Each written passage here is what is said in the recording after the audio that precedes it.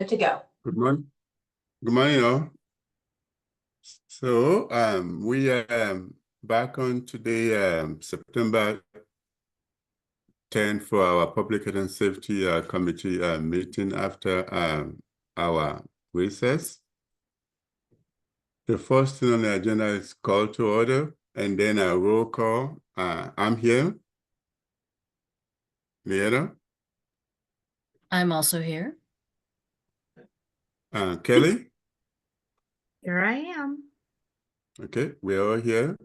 So, can I get approval of a minute for July 9, 2024, please? So moved. I'll second. Thank you all. So that is done with. So before we started, I switched the agenda around. So instead of number 4, which is the staffing briefing, we would do police strategic growth plan first, and then go to fire department as number 5. So for the police department, Chief Wicks, who is doing that, please? Thank you, Councilmember Agabi. Let me get the presentation up and running here.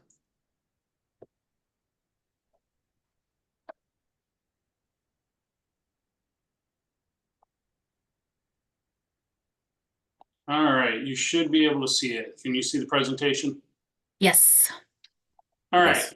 so back in June of this year, we provided the City Council a presentation on the 2025-2029 Police Strategic Growth Plan.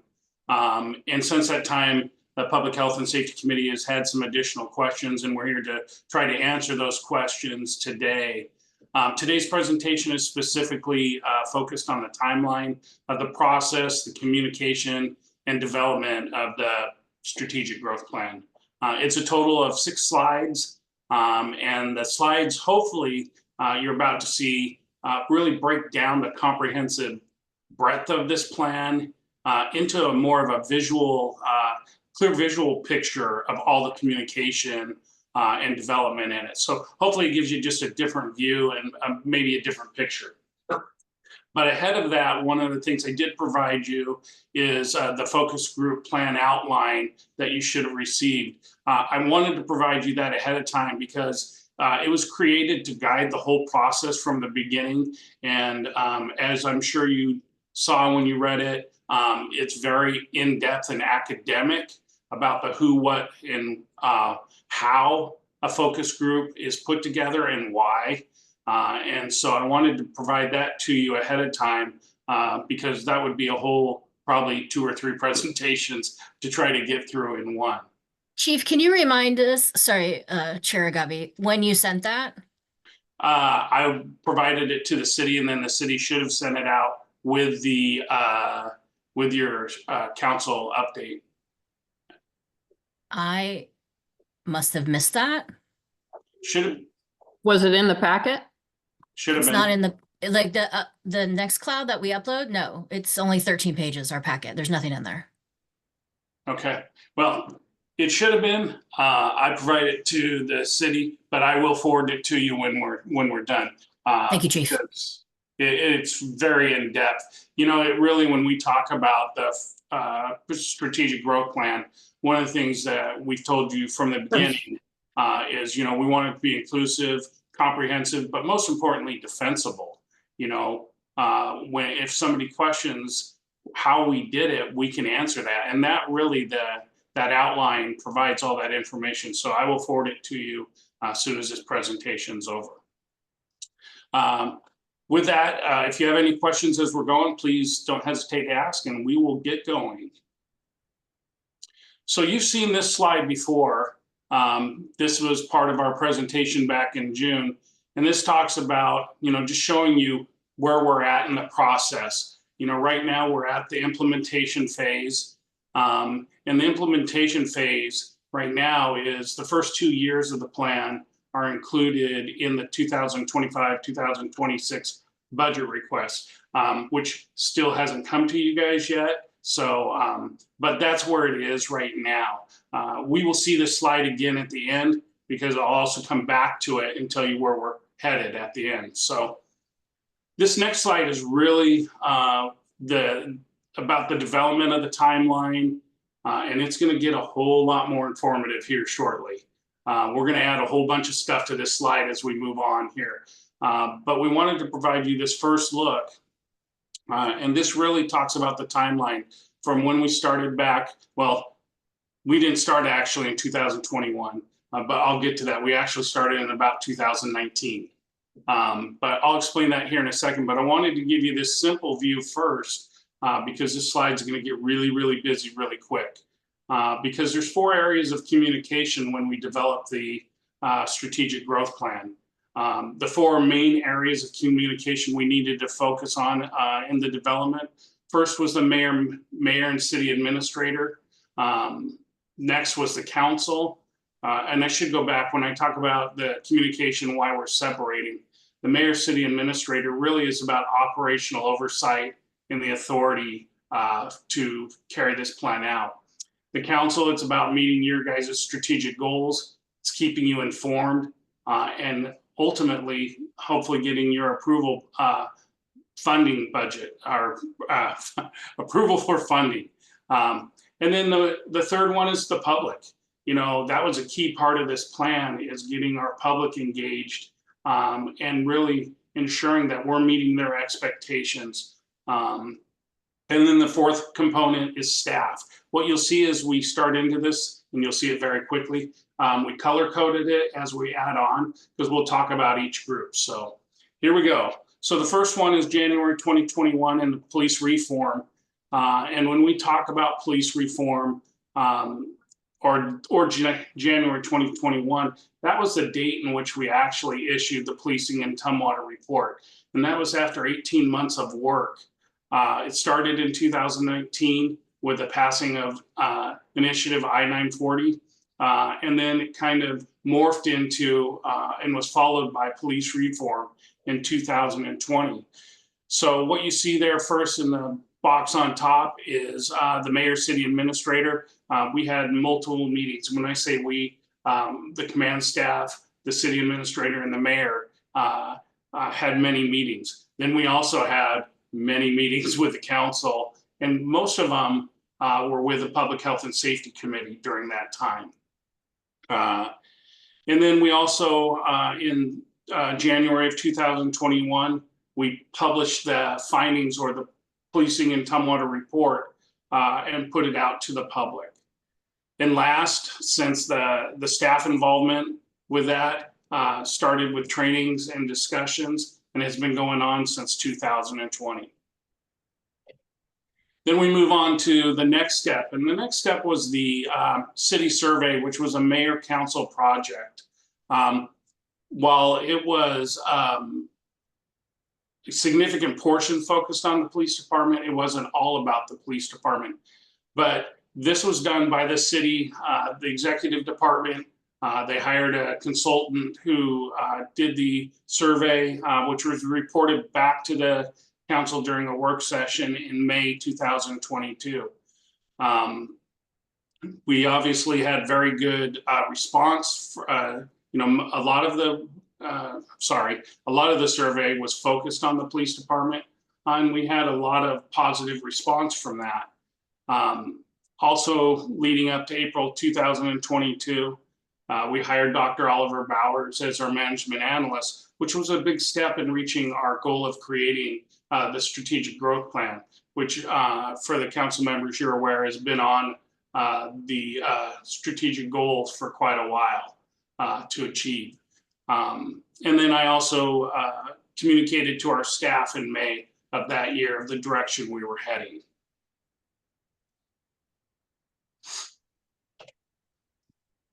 So the next step is, and this actually, Councilmember Dolliff will get a smile out of this because I always bring it up, was the staffing model.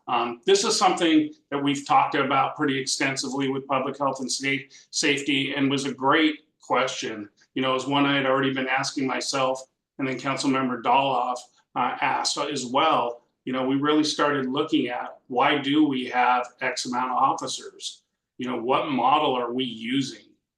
because the model used out there for years and years just wasn't obtainable, and it was old, and it didn't form to our community or anything like that. And so leading into January of 2023, Dr. Bowers spent about 3 or 4 months working on developing a staffing model very specific to Tumwater. And then in January of 2023, we brought that model forward to public health and safety. Obviously, we had multiple meetings with the mayor and city administrator ahead of time. And this also, we have to, I need to point out, this is also in the transition from one mayor and one city administrator to a new mayor and a new city administrator. And so we did all of that because before we could even do a strategic growth plan, we had to have an accurate staffing model. Anyway, that was brought to public health and safety in January. And again, I communicated that to our staff twice in January. So what did we do for between January and November of 2023? This is really where we were doing all the work behind the scenes. There was 3 or 4 months of developing the plan. Then we spent 1 month inviting the community to participate. We just spent another month conducting focus groups. And then it took 2 to 3 months for Dr. Bowers to do the thematic network analysis. You can see on the slide, we had multiple meetings with the mayor and city administrator through this time. Councilmember Von Holtz. I'm gonna let you finish this part about the focus groups, and then I have a question. You sure you don't want to just ask? Because it may take a while. Well, maybe I maybe was a little bit too soon on raising my hand. So let me let you finish. Okay. And then if I still have a question, then I'll ask it. Great. Okay. So we had multiple meetings with the city administrator and mayor. I started doing chief's messages to our community in August leading up to the invitations. And I will show you that here in a second, what we sent out and where and how we sent that out. And then I also communicated with our staff. And then in January 2024, the command staff, so we got up, they finished the focus groups during that time. Dr. Bowers finished the thematic network analysis. And then the command staff spent a month, multiple meetings during this time, going over the themes that came out of his analysis. While we were meeting, we also sent that analysis that Dr. Bowers came up with back to our focus group participants to ensure that we were, that it was still accurate of what they said in their focus groups. And then during that, once the command staff had made operational plans from that, then we took it back and included our leadership team, which means we now have included our sergeants. Then we spent the next month of that time with the sergeants talking to the entire staff and getting their input. So they had 1 month to provide input. Then we met again, and then all the input from the staff was compiled, and we spent the next 2 to 3 months finishing the plan up.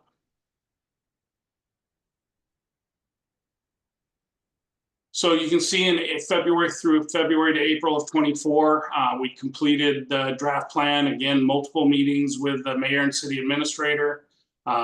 We emailed the draft plan to the council before we released it to the public. We also sent it to the public in April. And then we had multiple meetings internally with the leadership team, emailing it to the staff ahead of release to either the council or the public, so our staff was aware and could comment on it. And then chief's updates. And then last, in June of 2024, again, we released it. We did the council presentation. We released it to the public. and to the focus groups, and then email it to the staff. One of the things I do want to point out on here is this slide's only so big and I can only put so much information in it. One of the questions I know that has been raised is, did we communicate with our staff? I can tell you that I had 29 different separate communications with our staff from January of 23 to June of 2024 when we rolled this out.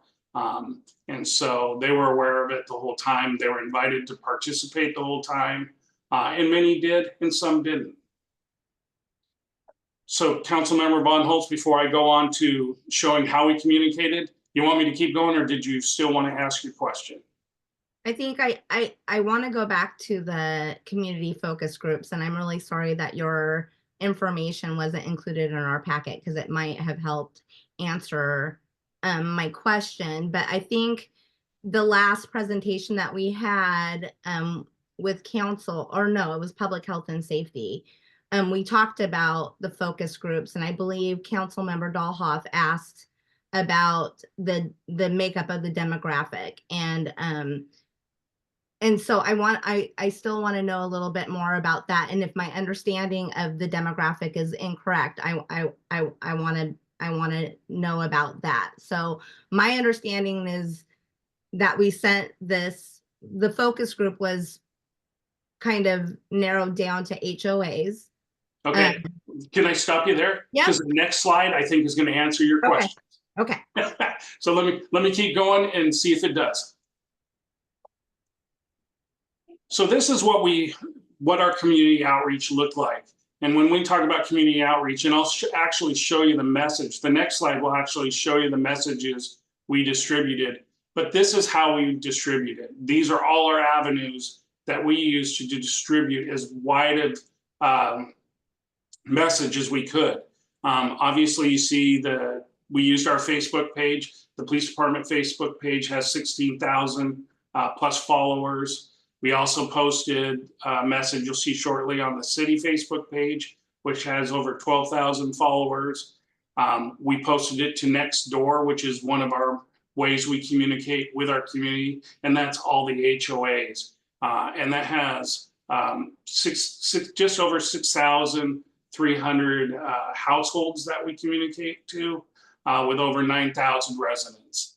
Then we also did direct emails to our HOAs that our community volunteer communicates with directly. We also provided handouts for our officers and at the front counter for community members that come and visit us occasionally. Then we reached out to the Citizens Academy folks who had participated. And I think it's important to point out here, because a lot of people have a understanding or belief that everybody that attends the Citizens Academy is a strong supporter of the police department. And that's not necessarily true at the beginning. By the end, it usually is, but we have a very mix of citizens who come to our academy. And I see you, Councilmember Dahlhoff. Let me finish and then I'll come to you. And then we have the Chief's message, which is a message I post through our social media every week. And then also the city website. Unfortunately, I can't give you numbers on the Chief's message or city website because by the time we realized we needed them, they weren't available anymore. So, Councilmember Dahlhoff. Thank you, Chief.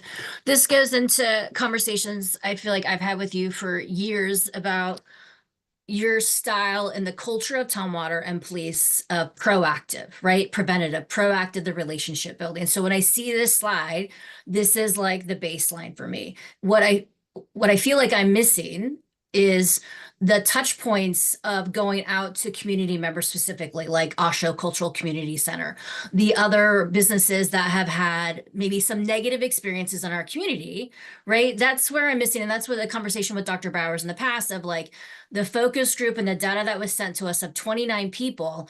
What am I missing regarding those other touch points of specifically going to people in our community who we know who've had negative experiences, so that we can pull those in to make sure that we're meeting their needs and helping them feel safer in our community? Great question. I wish you had gotten the stuff we had supplied because it actually goes into, Right. because, you know, how you do focus groups is very specific and it's very Right. research-based methodology and protocols. And so in order to do a focus group type of methodology, Right. the protocols are very specific. And part of that is not specifically reaching out to any one set of people, but sending it out as widely as you can and try Right. to draw in as many as you can. You know, the reality is, you know, we thought we hit about 37,000 potential people who saw this, that we hope Right. passed it even further, including, you know, even the council members. You know, we wanted as wide as net as possible. We Right. had hoped and thought we were going to have probably between 100 to 125 applications. And you'll see in the messaging here in a second, you know, how we had tried to, or our thought was we were going to narrow that down to make it as diverse as possible. You know, we talked about race, age, economic status, geographic location within the city. Did you live in the city? Do you work in the city? Do you own a business in the city? Trying to make the group as diverse as possible as we could. Unfortunately, we only got 30 applications. So all 30 people were invited. Right. And we sent it out as wide and with every single method that we had possible. And I'm not trying to avoid your question, but what you're asking is in that Right. paper that specifically says how and why you conduct focus groups. I'm not going to question that. I guess the challenge I have is using that limited focus of homeowners to define our next 6 years without input that we know that we have heard of areas that we can make it better. That's where I'm having a challenge, not with the work that you've done or what you have, but like what I'm seeing is I haven't seen the data from the responses, right? We received a table of the 29 people, right? Showing that those demographics don't line up with our demographics of our entire population. Noted, got it. I would That means argue with that. They do match up. So you have one I person, wanna- okay. Can- I can don't I- want you to argue with me, Chief. But you're safe. can I provide a little bit of a clarification here? Can you all hear me? Sorry. Yep. Okay. In the packet that I just pulled up at the start of the meeting, pages 9 through 13 are of the packet that I downloaded from the city's website are the focus group plan document. So the information about how this process was oriented and guided is in that packet. I don't know how the backdoor stuff on the website works. So apologies for that if you didn't get it through that methodology, but it is on the website. If you go to pages 9 through 13, that is the focus group plan. And I think that my understanding is, and I think part of this is conversation, that there's some misconceptions about when the chief talks about outreaching to the homeowners association. There wasn't a targeted request to participate from the homeowners association.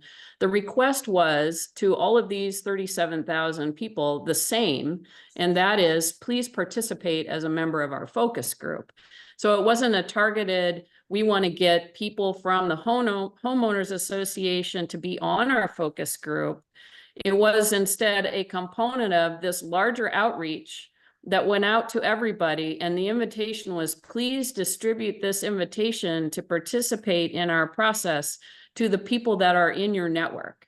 I So hear you. I don't know if that is helpful at all. Administrator Perks, I hear you. I just- And also, we know, I have specifically heard from people in Tumwater, they did not receive this. So whether they're on social media or not, whether they own their home or not, they did not get this and they've had negative experiences. I'm not saying negative experience with police. I'm just saying negative experiences in our community and they were not informed. That's all I'm saying. It's room for improvement, right? We're always going to miss Absolutely. people, right? I'm having a challenge, not with the work, not with the chief, not with the staff, but missing voices And how do we include them in addition to this as we move forward? That's where I would like to spend time with the chief, is like, how do we move forward? Yes, and what does that look like so we're not missing? And then if we're really going to talk about inclusion, is how do we include those voices in addition to the feedback that we've gotten? So you're So gonna it's get not a that. criticism. You're gonna get that. Can I, We haven't can I got there jump yet. in? Can I jump in here just a second, Well, Chief, before you move on? yeah. So, council member, I agree with you 100%. And I think that, absolutely, we can find ways to do better in terms of the outreach from the police department's perspective. But I also believe that the Equity Commission process is part of what we need to be working on as well, because the conversation about racism and negative experiences in Tumwater are obviously things that we can talk about in terms of criminal issues that the police department would deal with. But some of it is just plain needing to have a platform to have difficult conversations about these experiences that may not actually be criminal in nature, but are absolutely unacceptable in terms of what we want the people in Tumwater to experience as people who live here. So I feel like there are multiple ways in which we can try to address this issue of reaching out to the larger community, not just in the development of the police strategic growth plan, but in the context of everything that we're doing at the city in terms of delivering service to people and whether or not they're having a good experience or not. And I feel like that's part of the initiative behind the Equity Commission. Right. I hear you, Administrator Parks, and I appreciate that. And that's a future state for me. What I need help with our community is, what are we doing today? How are we responding today? How are we engaging today? And it goes back to Chair Agabi's comments in the past regarding community policing, right? And then the overall chief's conversations over the years of community wellness, community outreach. What does public health and safety look like? And it's different to different community members. The challenge I am having is, how are we responding today? Right. So I expect Tumwater to keep moving forward with those elements you talked about, which is awesome, because that's who we are. Right. And what are we doing today? How are we responding today about behaviors that we will tolerate and that we will not? And how does that line up with all of this work that the chief is presenting? Right. That's where I'm at, is what are we saying today? Because there's community members who feel isolated and have not received a response. So how do we continue to build that trust so they do feel safe to reach back out to the chief? And we're starting to do that. And I don't want to lose that momentum. And I think there is an opportunity with public health and safety to push this forward. Thank you so much. Chief, I apologize for that round, but thank you. Yes, Councilmember Von Holtz. Thank you for all of this. And We're not done, just so you're aware. right. And I just want you to know that I am actually very familiar with focus groups. In my career, I've worked on focus groups ranging from behavioral health to transportation to public health issues. So I'm very familiar, and this is all great. Like, your outreach, your plan was great, but it's very specific. Like, these are people who are already engaged with our city, with our community, who have access to social media, who are willing to, and we just have, I understand you don't want to pinpoint, but if I only receive 30 responses, my focus group might not be the breadth of what I want.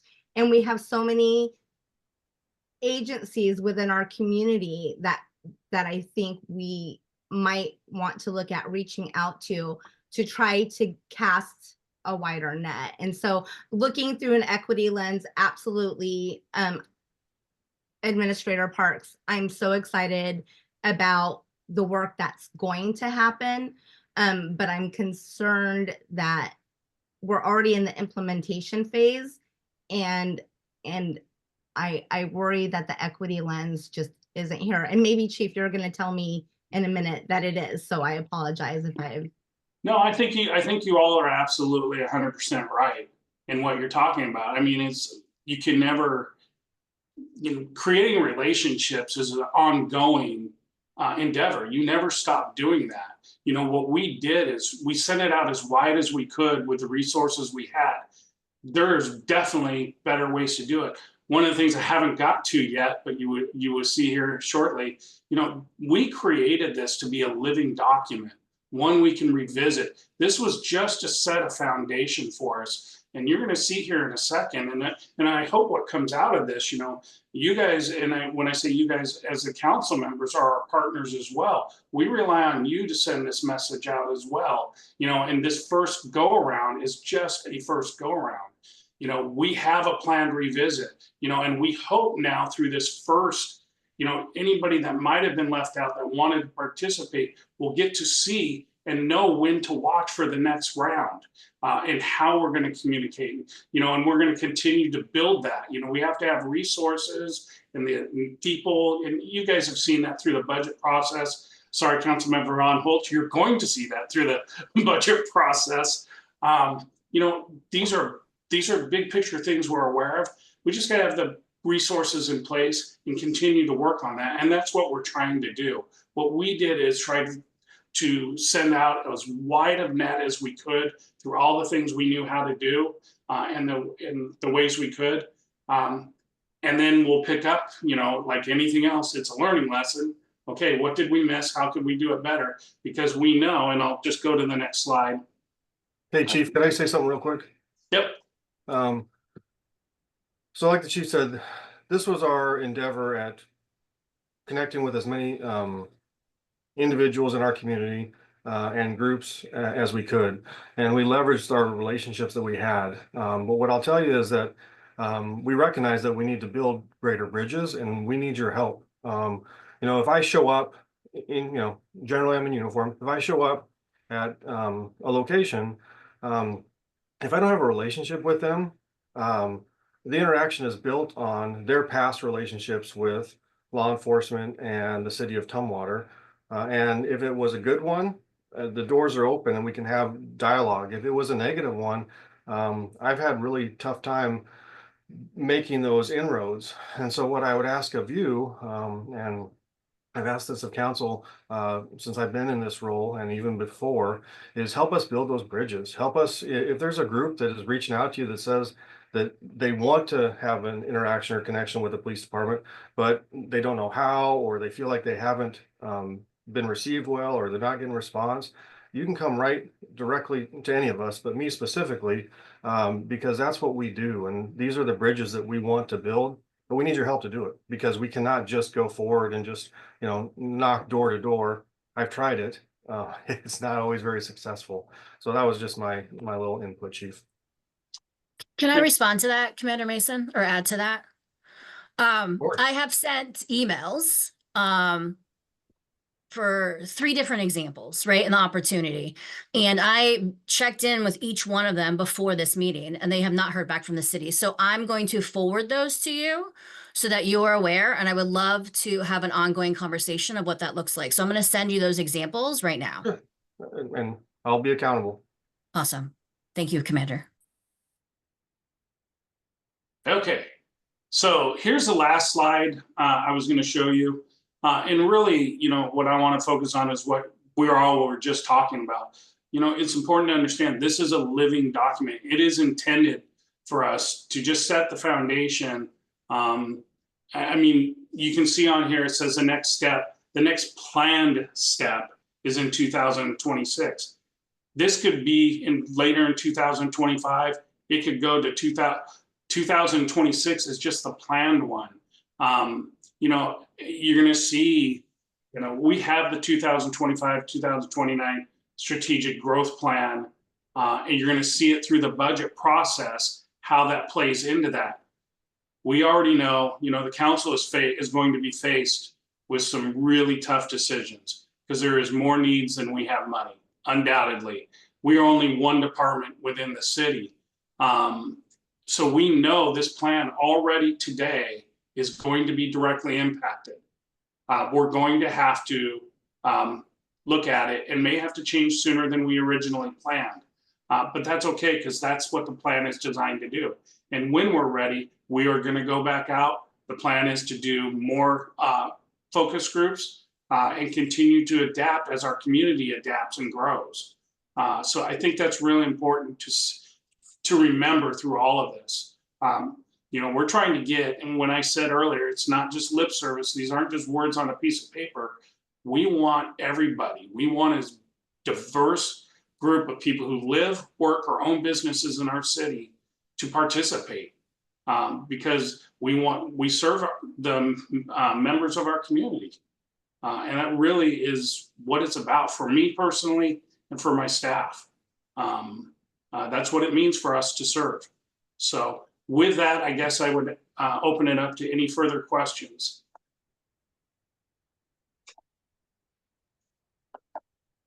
I have some questions, Chief, just to help me be better informed. One is, let me get my list. When you talk about staffing and the sergeants you've connected to, I'm wondering how that feedback was collected. Like, can we see the feedback from staff, specifically like patrol? We have notes. I don't know that it's in a specific form. So what ended up happening is our sergeants went back to their teams. That information was collected. The leadership team met again. All those ideas were put down. Quite a few of them were actually already part of the plan anyway. And then the plan was put together. I don't know that there's specific information. We don't have team 1 said this, team 2 said this. All we have are a list of ideas that came. I would love to see that, and also what the union feedback was from the report. The union didn't participate.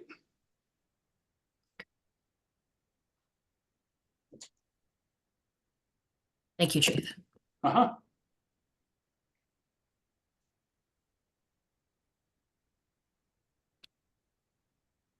So, any more questions? I mean, I do have a budget one regarding the strategic plan.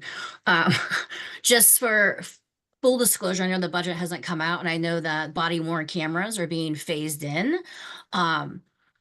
I would like, when the budget comes out, if body worn cameras aren't phased in this upcoming biennium, I'm going to make an amendment to include it somehow. So I know, Chief, the struggle of identifying positions and filling those positions. So like my thing is, how do we start sooner to help you be successful moving forward?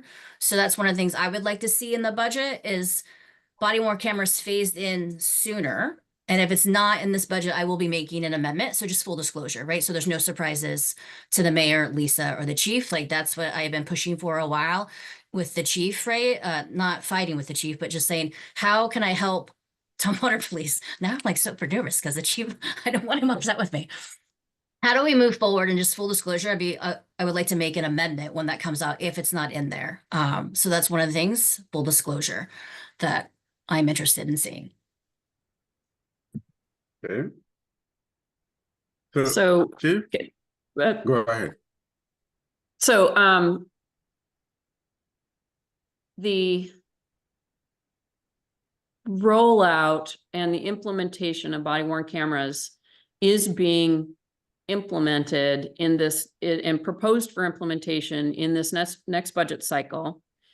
The actual launch of wearing them and tracking everything is not projected for this biennium.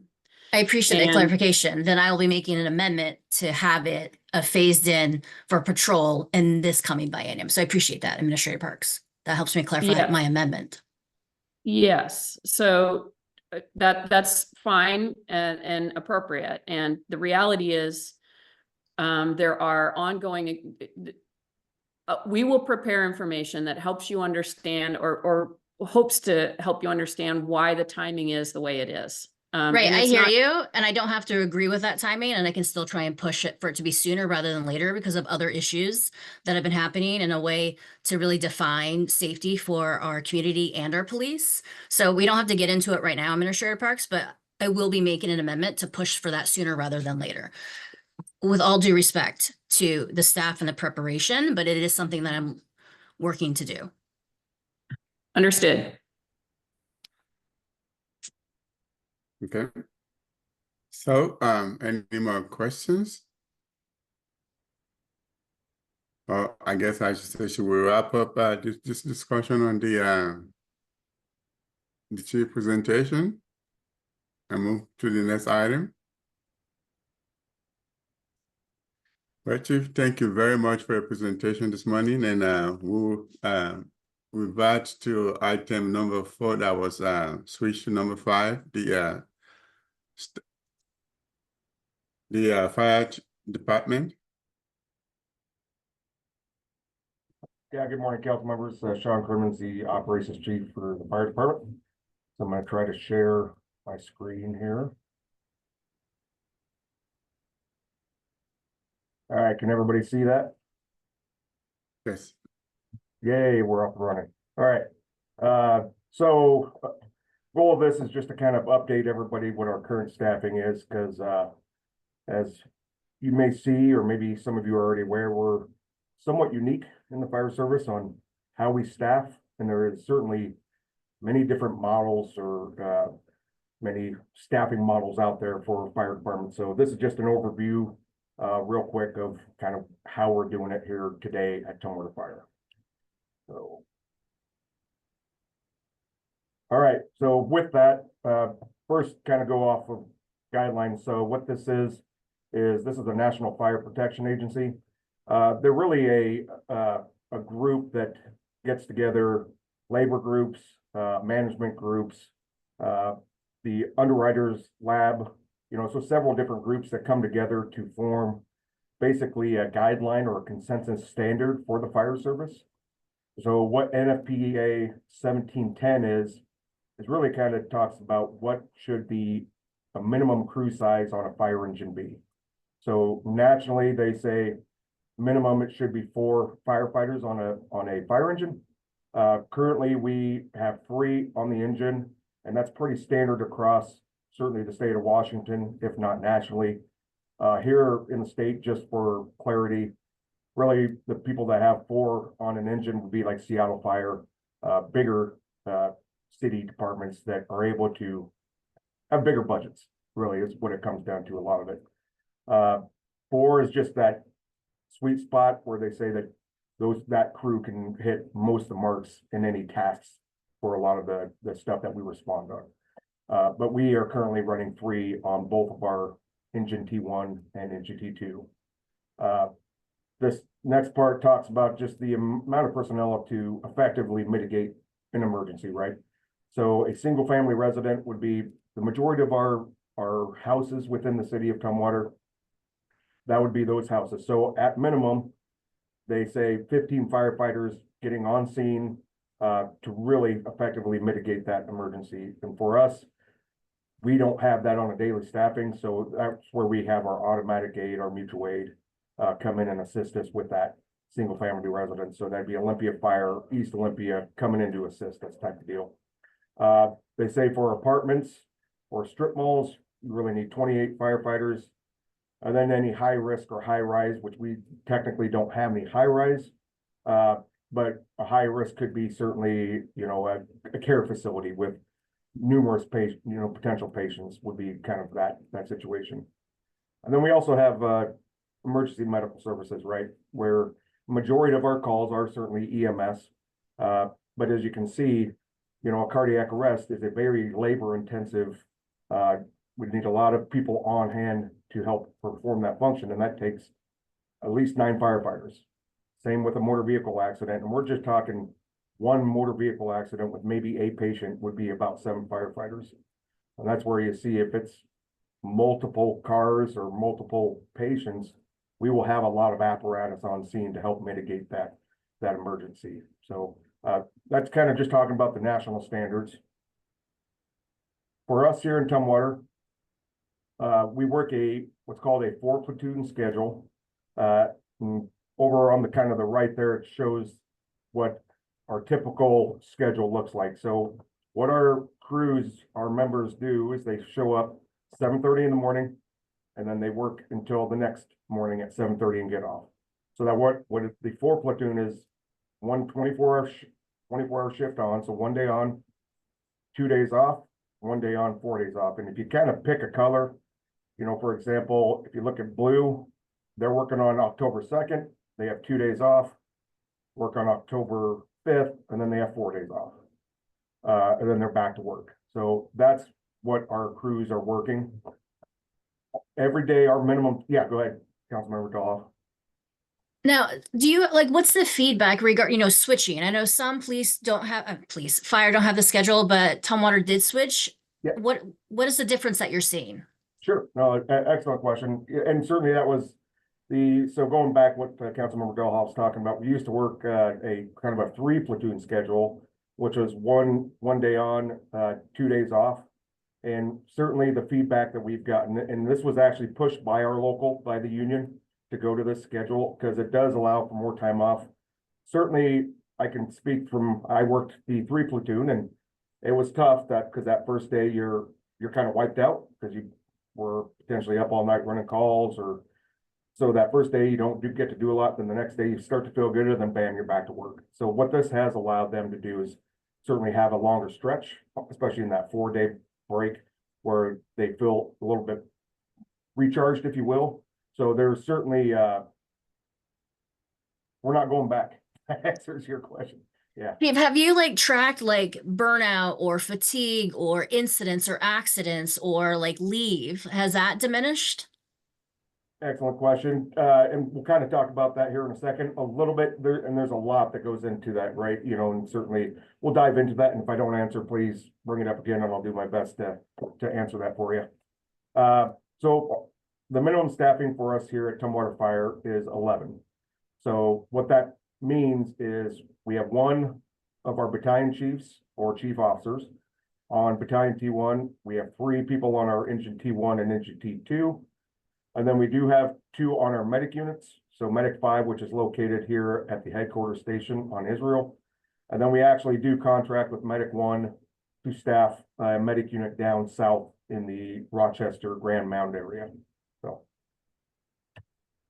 So this will kind of answer maybe that question a little bit. But currently we have 46 line personnel. So again, 11 personnel on 4 shifts. So, and we'll talk about this here in a second. We also have 2 floaters that help fill gaps, so our shift members work 91 shifts with 15 debits, which works out to be about 48.9 hours a week. And what a debit day is, not to confuse you, even though I probably already did, debits really cover vacations and any training. So what happens is, and actually we're going to be starting this here in the next few weeks, is our members put in all their vacations for next year in 2025. And then once they do that, we actually fill all of those holes with debits. So we actually start the year technically with no overtime. And that's always the goal. Certainly things happen, especially being that our minimum staffing is 11 and we only have 11 members per shift. We are on that razor's edge of where if any sickness, an injury, whether it's on the job or off the job. Certainly FMLA, we have seen an impact, which is a good thing. It's that work-life balance where, people are taking a good chunk of time off for having children or whatever reason, right? So with that, it can cause overtime. We certainly have seen an increase in our overtime, and it also has increased what we call a mandatory situation. And to explain what that is when we do try to cover that overtime, we push what's called a call back out, try to get somebody to take that overtime. And unfortunately, if nobody is able to, for whatever reason, then we mandate that somebody has to stay and cover that shift. Because if we didn't, we would have to start shutting down stations or start shutting down apparatus.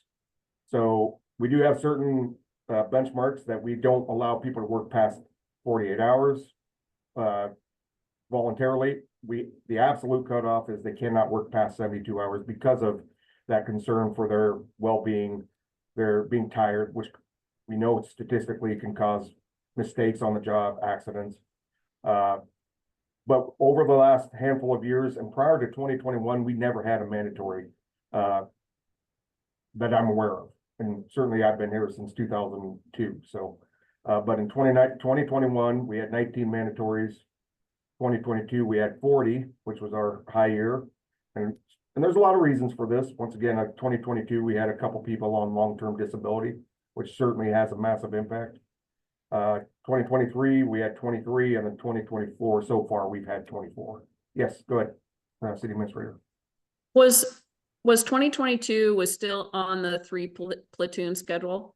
No, we've been 4 platoons since 2018. Okay, thank you. Staffing factor. So this kind of goes back to that last slide. Talked about right now we have 11 people per shift plus our two floaters, right? So we're on that razor's edge. So what the fire department looks at, we kind of look at how many employees are needed per seat. You know, so that's if we have 3 seats on an engine and 2 seats on a medic unit, how many employees are we needed per that 1 seat?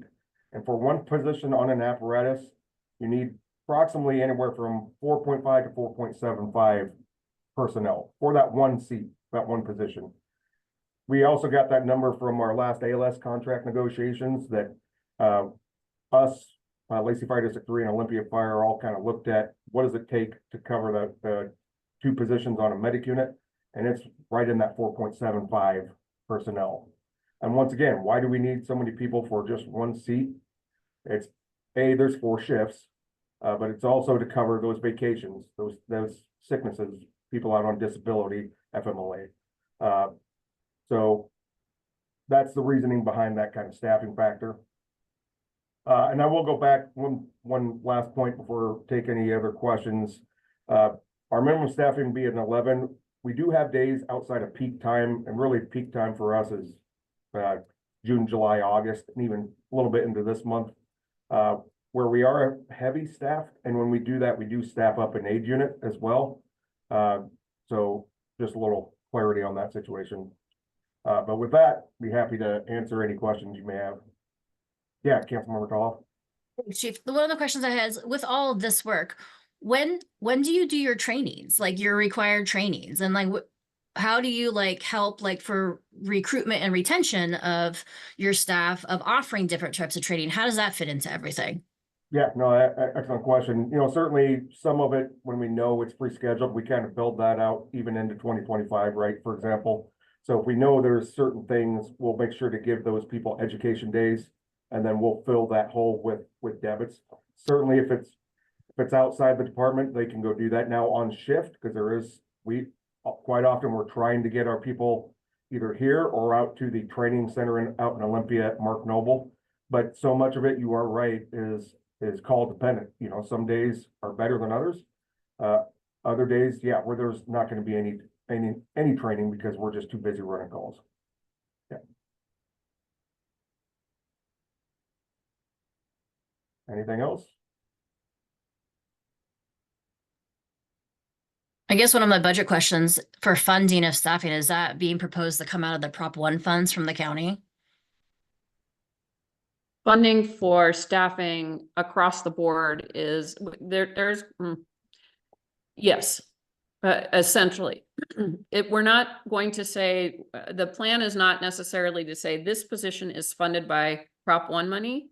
The concern generally with that is when you are, the Prop 1 money is long-term, but it's also not stable because it's based on sales tax receipts. So as sales tax goes up, the money Right, so from it should Prop be based 1 on goes up. like capital projects or like physical items like equipment technology versus like personnel. Got it. So on that note, any other question?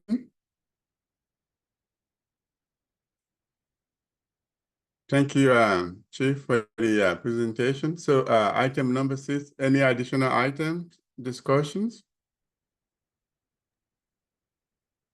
Chair Agave, did you want to talk about anything else that you? Well, there was this email from Leada, Councilmember Dalhoff, this Sunday, I believe, right? I think that discussion need to be had, and I'm saying that because personally, it shows a pattern of behavior in Tumwater. So I don't know if every one of us got an email. So Councilmember Daho, you might want to introduce the subject. Goes back to the email I just sent Commander Mason regarding an incident that happened in May with community members and 2 local businesses of racial slurs being used when they were walking in Tumwater. Multiple people had messaged the city about what does this look like. There was a partial license plate. It didn't come back to what the description of the vehicle was. And so Sunday I was out walking my dog and someone slowed down and yelled, "Hey, you effing N." And so it's another example of behavior that is unacceptable in Tumwater. And so going back to what is community wellness, community policing, public health and safety look like, I really would like some type of response from the city. And if that means that public health and safety makes a recommendation for a resolution against hate speech, against discrimination, that it will not be tolerated, to then present to the full council, I think that should be an option to be discussed. Whether that looks like the mayor making a statement, whether that looks like whatever, using social media, whatever platform, I do want council to be unified and make a statement of what's tolerated and what's not, whether you're breaking the law or not, but there's behaviors that are not tolerated, and hate is not tolerated in Tumwater. And so I feel like council should be doing something, and I would like, what does that resolution look like? And what does it look like public health and safety recommending something to go to full council? And that's the discussion.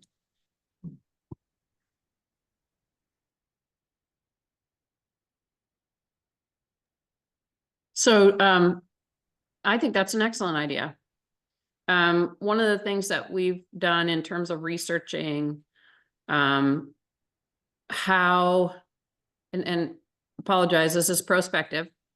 One of the tools for establishing an equity commission specifically is, includes a lot of whereas statements that identify the reasons for it and the purpose, and they are directly tied to issues of, just as you mentioned. So I think that there is an opportunity for a resolution establishing the equity commission, which generally the timeline for that would be early 2025. If the council would prefer to do something in advance of that, then I would say that that would be an appropriate recommendation from this group to the council to see if that's something that the entire council would like to do before the end of the year. And if that's the case, then we can begin working on that and find examples of resolutions that we can bring forward for your consideration. Sure, Perks, I love that. It just goes back to like just the chief's message over the years he's helped me of what does it look like? How do we define our community? And like, I feel like we need to be responsive in some manner to continue to build that trust and keep that momentum. So I really appreciate that, Administrator Perks. Thank you. So, Kelly, do you have any addition? Just, I am sorry, Lietta, that happened to you, and I'm under the full belief if 3 people tell you you're growing a tail, you should probably look behind you. And so we have several instances of where we've had community members experience the same exact thing, and hate doesn't belong here. And so, yeah, as a council member, I want to be a part of taking a very strong stance. There's a difference between fitting in our community and actually belonging, and I want everyone to feel like they're safe and that they belong here. And this kind of behavior just, it cannot, if we don't say anything, then it's the same as just allowing it, and we can't allow it. So it appears that we need a resolution to move this to full council for discussion. I think it'd be great, Chair Agabe, if you work with the chief and Administrator Parks, right? I think that would be an awesome opportunity to set the foundation of moving forward. Yeah, Okay. we're happy to do that. Okay, thank you guys very much. On that note, any other additional item? We're done. Well, I thank you guys for this morning and hope you guys have a great day. All right.